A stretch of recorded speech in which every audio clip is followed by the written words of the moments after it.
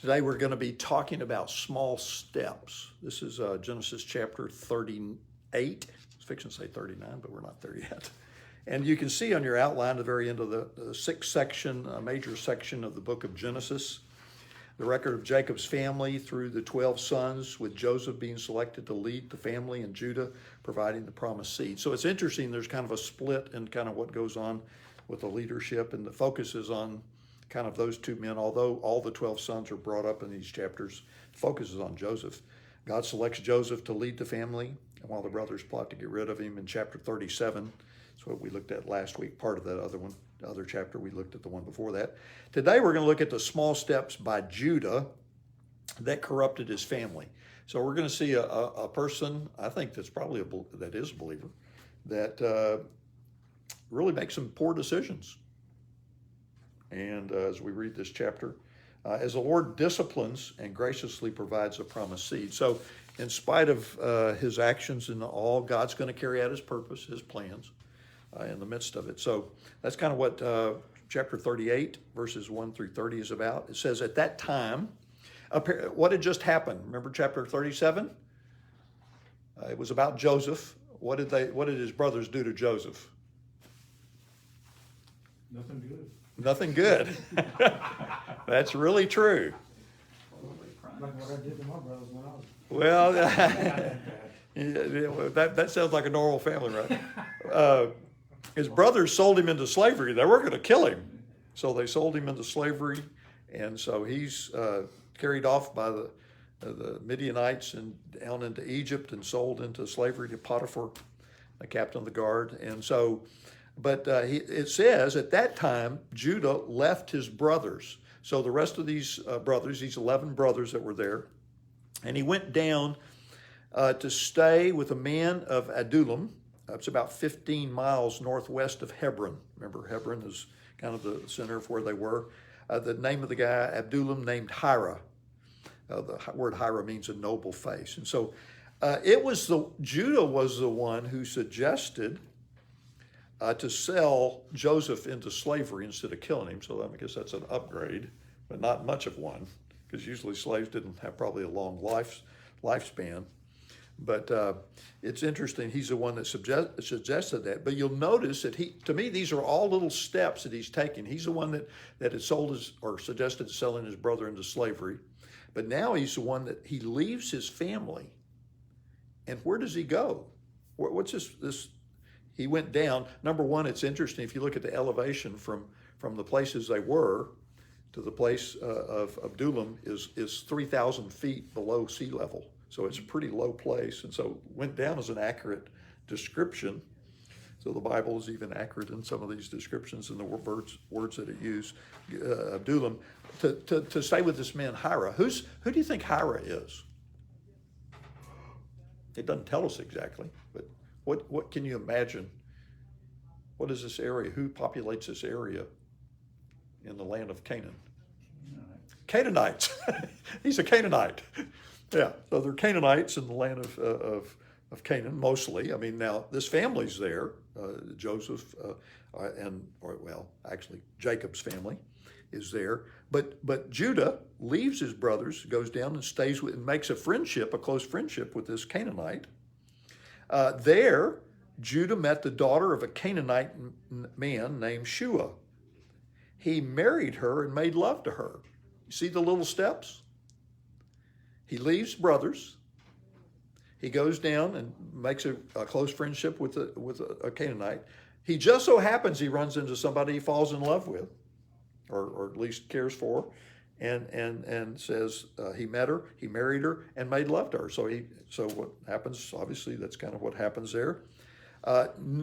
Remember, back in Genesis 34, when Dinah was raped by the daughter of Jacob by Shechem, that the brothers and this family didn't want the Canaanites to intermarry with the family of Jacob. That was not the plan. That was not God's purpose. The Canaanites had been under a curse back since the time after Noah. Remember, God cursed Canaan. Canaan was the founder, the father of the Canaanites. And so, back in Genesis. And so, this was not something that Judah should have done. He should not have been marrying a Canaanite.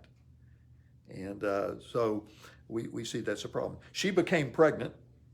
It doesn't mention her name ever. Doesn't even mention this. It's the daughter of Shelah, and that's all she's ever called. She became pregnant and gave birth to a son, who was named Er. And she conceived again and gave birth to a son and named him Onan. That word means strong. She gave birth to still another son and named him Shelah. Shelah means a petition. And it was at Kezib that she gave birth to him. So apparently they had moved a little bit in the area, but they're moving around. Tell them what's going on. They're taking these little steps. So Judah makes a good friend with a Canaanite, finds somebody that he cares for, marries this woman, has 3 kiddos, and Judah got a wife for So the passage of time. He didn't do it right away, but he got a wife for Now, means, by the way, awake, so his firstborn. And her name was Tamar. Tamar, her name means palm tree. It's kind of interesting. But those were pretty important things in the ancient world, by the way. But Judah's firstborn, it says in verse 7, was wicked. Now, what's the deal here? Probably in the land of other gods, had a mother who had other gods, so became involved with other gods. It's likely that he did. It doesn't even give us details there. Doesn't tell us the nature of what he did, but apparently his lifestyle was so bad, and the Lord looks at him and says, "This guy's just wicked." And so it's the word wicked is the same word that's used back in Genesis. The first use of that was Genesis 2:9, where it mentioned the tree of the knowledge of good and evil. The word evil is the word wicked, same word. So it's used 26 times in Genesis, the word wicked. It's used the word for wicked or evil is used 349 times in the Bible. So it's a frequent word, and it's one of the descriptions of man's sin. So this was a guy, he was wicked. And it says, was wicked in the Lord's sight. So it wasn't just maybe in man's sight he wasn't that wicked. He's just a guy, but in the Lord's sight. So the Lord put him to death. Now, I don't know about you, what do you think of that? The Lord put him to death. He has the right to do it. Yes. And it's pretty harsh punishment. It's pretty harsh punishment. We just know, you don't hear a lot about that nowadays. You just go, God taking a human life. And you go, well, God would never do that. Well, I don't know about what you read, but as I read that, and you can read it in the original, and it's even stronger because it's a hifil, it's a causative tense. God caused him to die. Now, it doesn't tell us exactly how, but God caused him to die. So now, are we saying God strikes everybody? No, I mean, they're not, obviously God's part of his plan, but this one, he is directly disciplining this guy for the wickedness in his life. And so he strikes him down, and he puts him to death. And so then Judah said to Onan, sleep with your brother's wife, and this is his younger brother, fulfill your duty to her as a brother-in-law to raise up offspring for your brother. Now, if you look in the ancient world, that was a Levirate birth or relationship. And the word Levirate comes from the Latin, which is a later language, by the way. It means husband's brother. And it's spoken of in a number of different passages. The law instituted the Levirate practice in Deuteronomy chapter 25, 5, and 6. So if a person lost, the husband died before they were able to have any sons, a brother, one of the brothers, his brothers, would go and have a child, would take on the widow, and would provide a heir through the other brother. And the whole thinking was the first child was the other brothers. If you had children after that, they would become his children. But the first son would have the name. And you say, well, they're the same name. Well, they're not from the same father, but they're from the same father. But one takes the name of the father or the brother who had died. And so that was the way it worked. It's also mentioned in the book of Ruth. Remember Ruth, her husband had died. She had never had any children. And so it talks about a kinsman redeemer. And so that's the whole idea of someone to, otherwise the women couldn't be supported. The family couldn't be supported. They didn't have jobs like some of our women today. And so it mentions that in Ruth chapter 4, verse 5. Matthew 22, remember the I think it's Sadducees come and question Jesus about the Levirate marriage and say, what if a guy marries a woman and he dies and then his brother marries him, his wife or widow, and he dies, and it happens 7 times. In the resurrection, whose wife is she? He's trying to trap Jesus.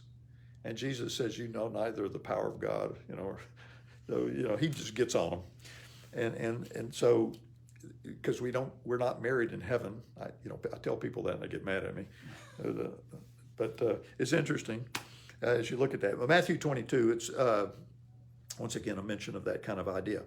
Here, look at what Onan did. But Onan knew that the child would not be his. See, it was not even considered his child. It was considered his brother Er's child. It says, so whenever he slept with his brother's wife. So does that sound like a one-time deal? No, it's not. This was going on and on and on and on. Whenever he slept with his brother's wife, he spilled his semen on the ground to keep from providing offspring for his brother. So, now as we read this passage, a lot of people want to apply it to masturbation. That's not masturbation. That's not what that's talking about. He's actually having sex, intercourse with his brother's wife or with, Tamar. But before he can fulfill that or complete that and produce a child, he pulls out and apparently spills his semen on the ground. So that happens over and over again. And so in one sense, he's fulfilling his sexual desire, but not doing what God wanted. Now, why was the seed so important? Why was the seed so important? Why was the family of Abraham's seed so important? Lineage to Christ. Yes.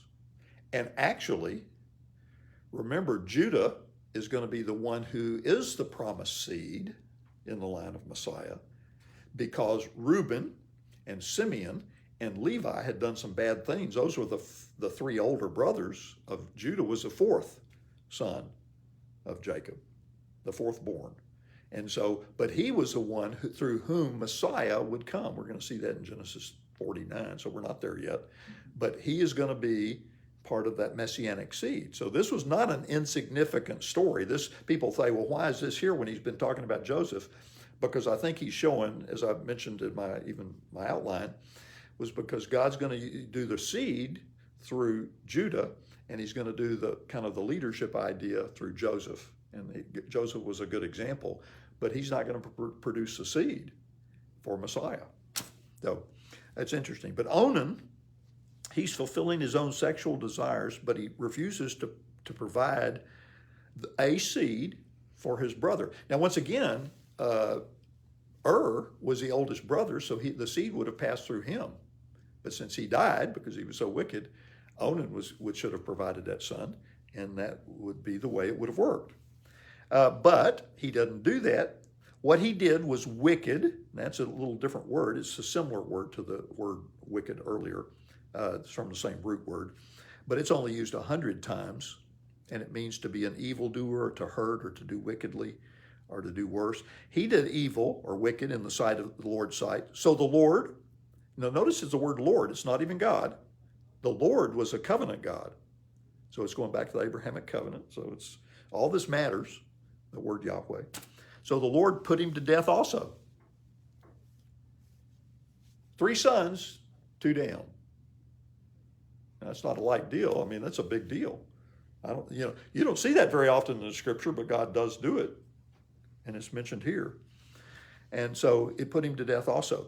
And once again, I think this was once he was not willing to fulfill the role that he had been given to fulfill for the messianic promise. In one sense, it's a threat to God's promise to Abraham. So it's not just a sexual aspect of it, he was still wrong in doing that.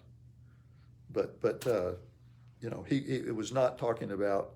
It was talking about having sex with someone, but interrupting it, and so she wouldn't produce a seed.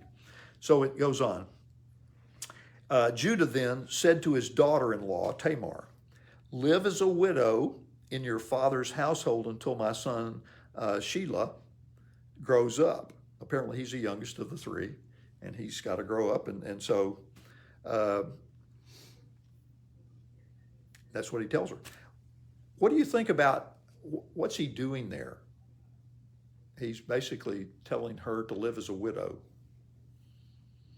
So don't marry anybody else. So he's promising her his third son, so she could still carry on the family name, and through that third son would provide an heir for her who had been her husband, and so the family seat would go on through her. But he shouldn't have been the one telling her to live as a widow, in essence, but he did. So, for he thought, it goes on and says, he may die too, Shelah, his youngest son, just like his brothers. So Tamar went to live in her father's household. Judah had no intention to give her son to Tamar. He had already lost two, and he's blaming her. It wasn't because of Tamar that the sons were dying. It was because of their actions. And so it's interesting, women get blamed for stuff, and I'm not saying women, there are times they have blamed for things, but in this case, she was not doing something wrong. After a long time, Judah's wife, the daughter of Shelah, once again, not mentioned her name, just the daughter of Shelah, died. And when Judah had recovered from his grief, there's a time he loved her, he cared for her. He went up to Timnah to the men who were shearing his sheep. Apparently he had his flocks gathered there, and so he was close to them. And his friend Hira, the Adullamite, went with him. When Tamar was told, your father-in-law is on his way to Timnah to shear his sheep, she took off her widow's clothes. Apparently they dressed in a certain way. So I want you to live as a widow. So she's got her widow's clothes on. Covered herself with a veil to disguise herself, and then sat down at the entrance of Enam, which is on the road to Timnah. Now, here's the why. For she saw that though Shelah was now grown up, she had not been given to him as his wife. He said, so Judah had not done that. He had two of her sons, or Judah's sons, but she was not going to have the third. When Judah saw her, it says, he thought she was a prostitute, for she covered her face. The Canaanite religion believed in fertility gods, and they had gods and goddesses. It was a polytheistic religion, and they had female prostitutes that were part of their worship. And so these female prostitutes would be around a shrine or a temple or something of that sort. So it sounds like something was going on here. Could have been just beside the road, but that was part of their religion. And so they thought to be successful in business, they would have relationships with women, and they would be bountiful. And if they were, that would produce better crops or business, or maybe they're shearing sheep, but they would have a better harvest or amount. I don't even know what you call when you harvest wool, but you're producing wool from your flock. But when he saw her, he thought she was a prostitute, for she covered her face. Not realizing that she was his daughter-in-law, he went over to her by the roadside and said, "Come now, let me sleep with you." So he propositions her. This is a twisted tale. Yeah. And what will you give me to sleep with you? She asked. We're going to make a business deal. I'll send you a young goat from my flock.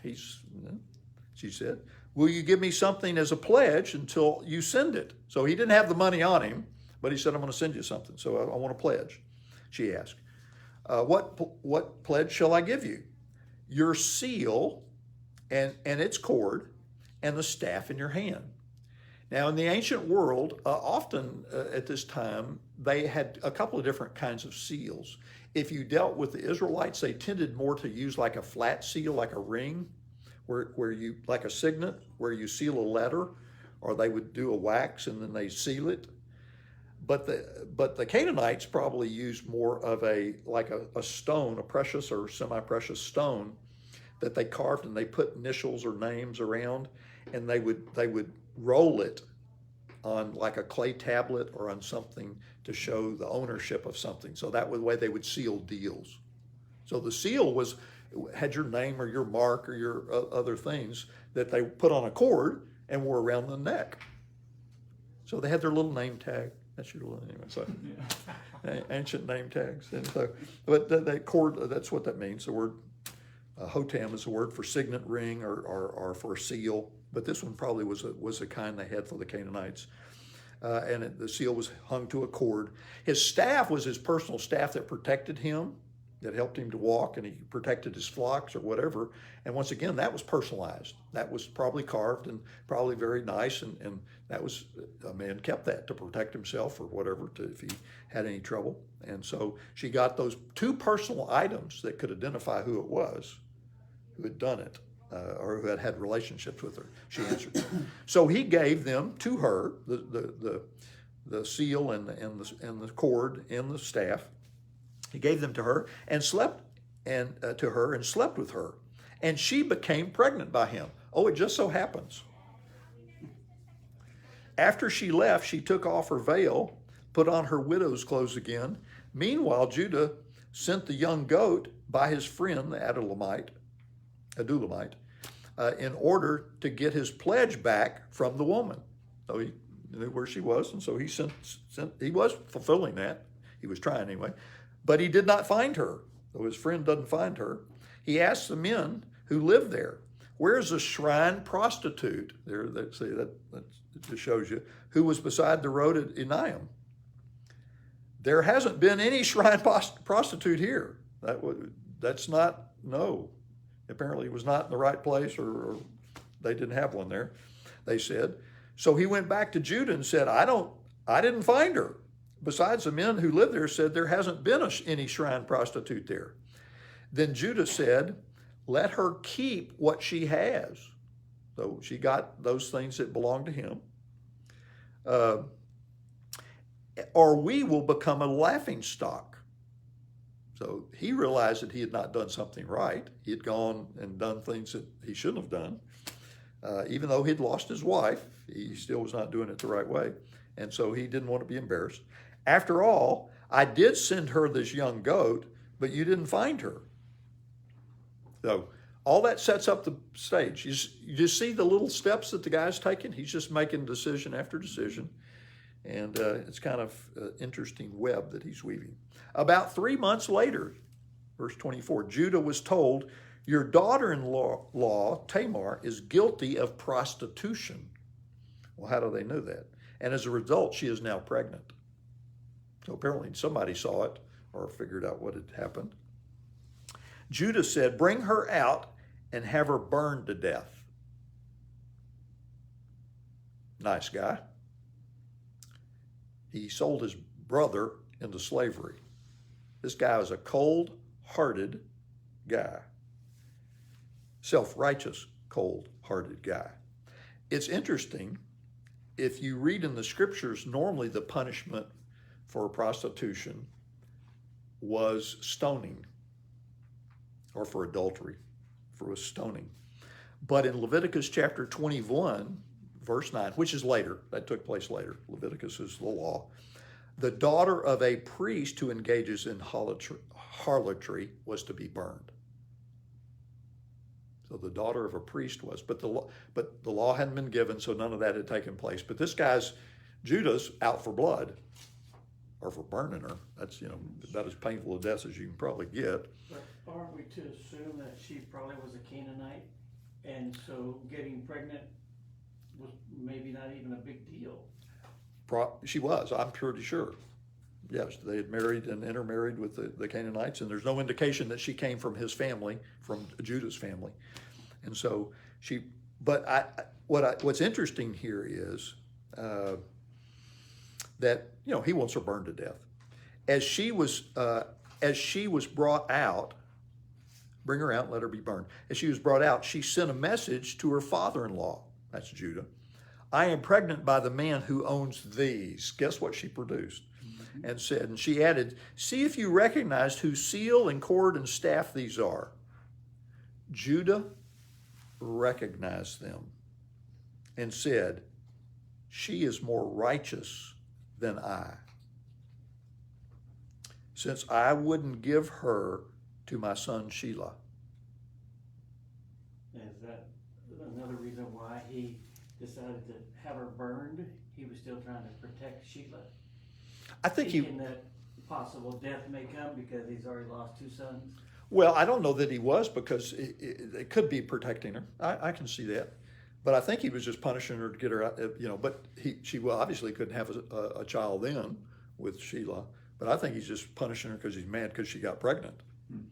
But she finds out that he finds out that she's the one that he had sex with when she produces the seal and the cord and the staff. And so, but notice, she is more righteous. The word for righteous is the word for being right with God. That's Sadiq. That's a person who has a relationship with God. And I think that's significant in this context. And I think he was I believe Judah was a believer, but I also think that she was. And I think she understood what was going on. And that's why she even pressed it. And we're going to see, it doesn't go into all the details, but she is more righteous than I, since I wouldn't give her my son Shelah.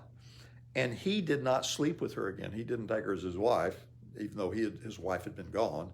But he realizes what he had done was wrong and wasn't going to do that. Verses 27 through 30 kind of show the significance of what's going to take place. And it doesn't give you all the details, but it does help you. When the time came for her to give birth, there were twin boys in her womb. Now, who does that remind you of? Esau and Jacob. All right. As she was giving birth, one of them put out his hand. So the first one to come forth put out his hand. So the midwife took a scarlet thread, tied it to the wrist, and said, this one came out first, even though he didn't come out. His hand stuck out. So this one came out first. When he drew back his hand, his brother came out. And she said, this is how you have broken out. And she named him Perez. And so which means kind of to break forth or whatever. Then his brother, who had the scarlet thread on his wrist, came out, and they called him Zerah. Interesting. So 2 sons are born. The first son sticks out his hand, goes back in, then his brother's delivered.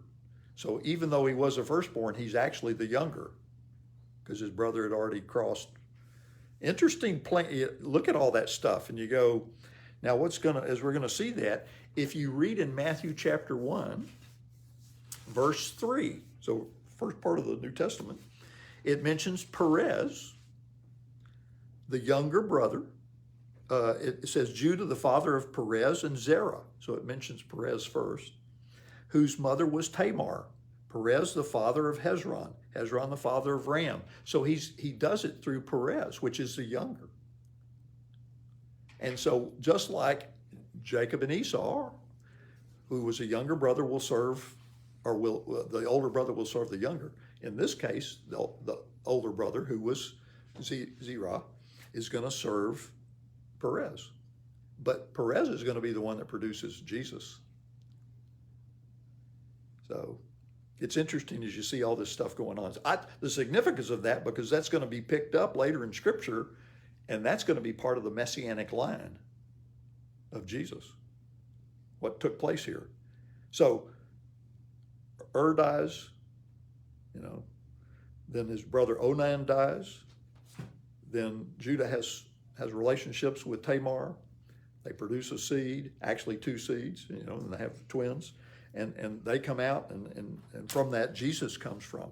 So I think it's just as I see these little steps that I see this guy take, Judah, he's going to be used by God. He's going to be the one that produces the royal line of Jesus, the messianic line. But he left his brothers. He dwelled with the Canaanites. He married a Canaanite woman. He had a family and 3 sons that were exposed to that culture and were steeped in it.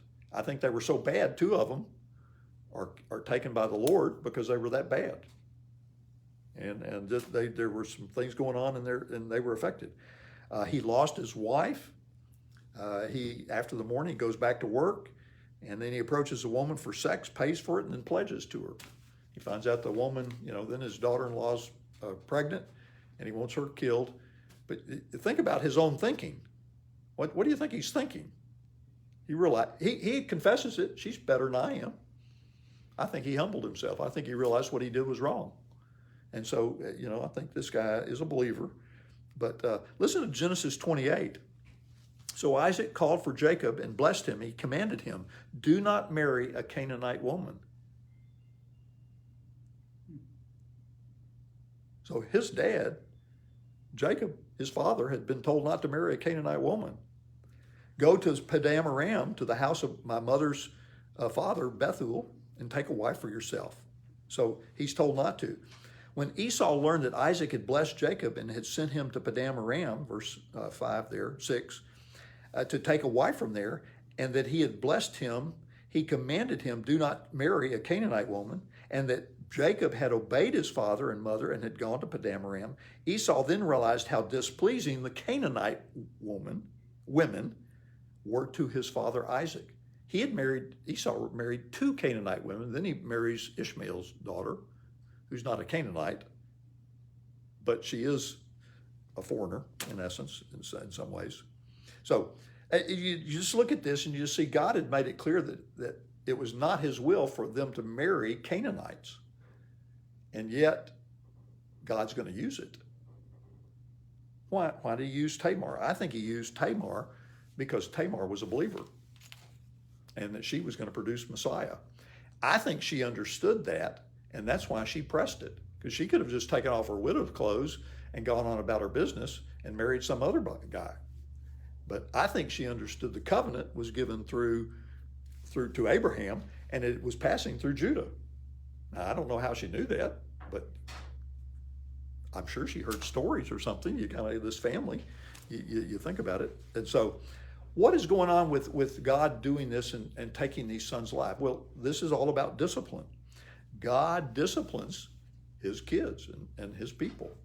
And he's disciplining and Onan, the sons of Judah, because of the evil that they were doing. And when they did wrong, God dealt with them. Now, how did he do it? He took their life. Everybody automatically assumes that means they all go to hell. It didn't say they went to hell, it said they died. They died physically. That's a side of discipline. Now, that's not eternal in the sense of you're not going to hell just because you die, because even Christians die. But it does mean that you're being disciplined. So they were disciplined, but I don't know that it's saying automatically that, it said they were wicked. But aren't we wicked? Didn't other people in the text that we've read done bad things? Sure. None of them are perfect. I'm not perfect. None of us are perfect. So and then they ask for forgiveness before they. Yeah, but asking for forgiveness is not the issue here. You're right. I mean, the Bible tells us as Christians to ask for forgiveness, but that's still temporal forgiveness. That's not how we get eternal forgiveness. So this isn't talking about eternal. I think it can affect you physically. And there are times in our life that when we're going to face God's discipline, that may even include some bad things happening in our life. And it could go to the level of a sin unto death. So God can take somebody physically. In the New Testament, Ananias and Sapphira. Mm-hmm. Acts 5. They lied about how much money that they had given, and God took them, it said. Never says they weren't believers, never said they went to hell. They were disciplined, and God physically took them. So the practice of that took place in the Old Testament. Now, can God do that with an unbeliever too? Absolutely. He could take their physical life, but that's a different ballgame from them standing before the great white throne in the future, book of Revelation, Revelation 20, 11 through 15, and being not being written in the Lamb's book of life and going to hell or separated from God. So two different things, but realize that. So, but God does discipline his children. And in this case, he disciplined and Onan. I think he also was disciplining Judah. Judah was not righteous in all this, and he had done some wrong things. So it's interesting as you read that. So once again, you look at these examples, and it's amazing to me. I see the double standard that Judah had. He thought it was okay for him to have sex with a prostitute, but it was not okay for his daughter-in-law to get pregnant outside of marriage. And it's amazing how we can kind of excuse ourselves and come up with all kinds of excuses in our life to do that. But I'm kind of amazed at how much Judah was willing to give up just to have sex with her. He gave up that's his a major shield and his staff. I mean, that's like giving your Visa card. I mean, my debit card. You go And your driver's license. and your driver's license to her. Social Security card. Yeah, that's major stuff. And so that shows you what. In place of a goat, he gave up a lot in place of a goat. Yeah, she asked for it, and he, so you kind of go. It's amazing, but it was amazing. He realized he was wrong though, and he does confess that, and I think he deals with it. And God does, doesn't take his life, and God did use him to produce that. This passage, this whole chapter, talks about the high cost of sin, and those little steps. Look at what it cost Judah. Yeah. Think of what did he lose in all this process? Well, he didn't lose God's purpose and plan for his life. God's going to carry that out. But what did he lose? Two sons.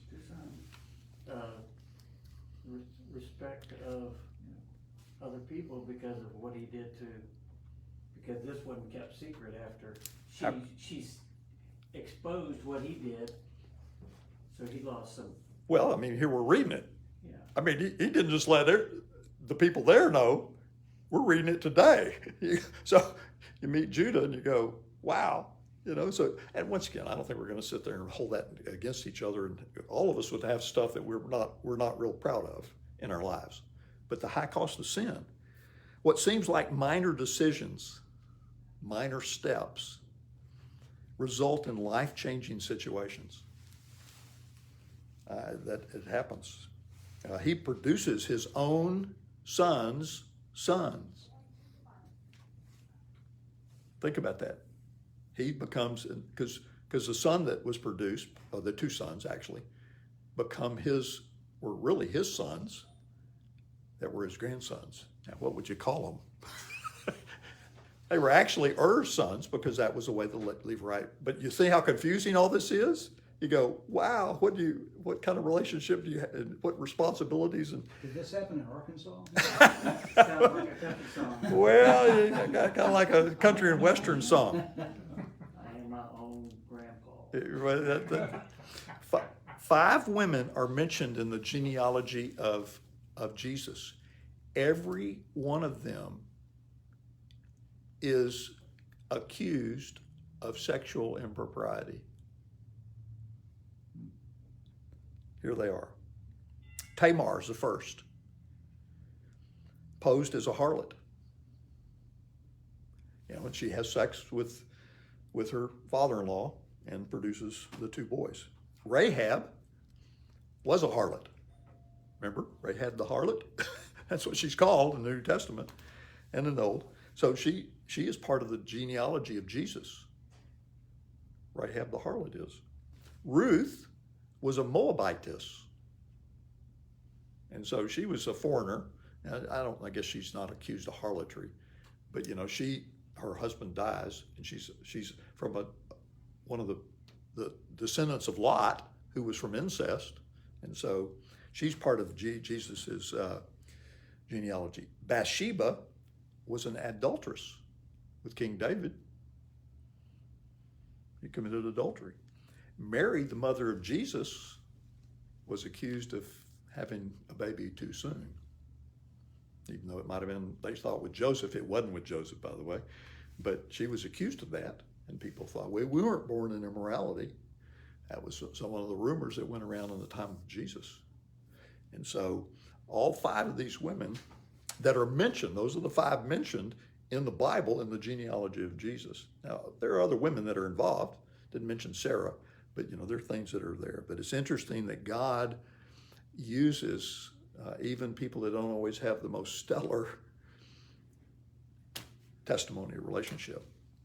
So, like the rest of us. I think it's interesting. In Genesis chapter 20, we looked at King Abimelech, earlier chapter, and he is the one who protects the seed of Abraham. When he finds out that Sarah is not just Abraham's half-sister, she is also his wife. He says, he confronts him and says, why have you done this to me? And he says that my people are innocent, and the word that he uses there, Abimelech, is the word Sadiq, righteous. They're innocent of what you're getting us involved in stuff that we're not trying to get involved in. Now, I don't think they were innocent before God, but they were not guilty of this, what they were being accused of, or could have been accused of, because of Sarah and because of what went on. I believe Tamar was a woman of faith and desires to be in the line of Judah because of that passage. She is more righteous than I am, because she was a woman who understood what God was going to do. Remember, all through here, we've seen God working, pointing to the promised seed, Jesus. And we don't know his name at this point, but promised seed, promised seed, promised seed. Judah's going to be the promised seed. If it wasn't Reuben, and it wasn't Simeon, and it wasn't Levi, the next in line was Judah, the oldest. Now, Joseph was a later son, but he was going to be the one that was a wise son and a godly son, but he was not going to produce a seed, and he didn't. His sons were Ephraim and Manasseh. And so that was a whole different line. But God was going to use Joseph, and he was a type of Christ, but he wasn't the one through the family line. So I think that Tamar understood that. Now, I wasn't there, but you go, why would she press this and go to this extreme? Because she seemed to be a pretty godly woman otherwise. So what do we get out of this? I kind of look at this and go, if your lessons to learn is, I think it's don't compromise God's word. I think when Judah left his brothers and went and lived with the Canaanites and consorted with them and did all that stuff, he was just taking these little steps that he thought didn't matter. And they did matter. And they led him astray and led his family astray. So little steps can lead to big consequences. And so the opposite of that is of compromising God's word is keeping God's word. Take small steps to obey God. Why? Small steps away from God lead to more small steps away from God. Now, at any point in there, we can turn around, but the problem is when we start a direction in our life, it's harder to turn around. Likewise, when we're starting on the right path, if we take small steps in the right way, it leads to more steps in the right direction. And, here we talk about it. What's your next right step in our church? So I'm going to live the Christian life perfectly. I can't do that, but I can take a small step. And that doesn't mean I'm going to be perfect. Doesn't mean I can take the next small step and the next small step and the next. What happens after a while? You're on the right path and you're doing the right things. And even when you fail, you kind of come back to that and go, God, keep me from wrecking my life or wrecking the lives of all my kids or other things that are going on. In the midst of it, I also see God's sovereign grace here, because this is a mess, which we've seen before. But God is working out to produce Messiah through Tamar, who was going to be the one that was produce a promised seed. And Perez is in the genealogy of Jesus. So even when things are going wrong, and man's choosing to do wrong, God is able to work it to carry out his purpose and plan. That's sovereignty to me. So free will and sovereignty. And you can see it, God working out his plan through this situation. Now, was this a good thing? And everybody says, well, boy, I want to volunteer to go through this one. I don't know about you. I don't want to.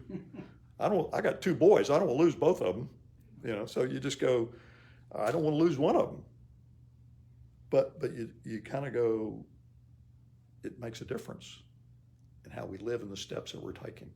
And so I see God working, though. His sovereignty, his grace is still at work in the life of Judah. And he's going to carry out his purpose and plan through Judah, even if Judah is not cooperating.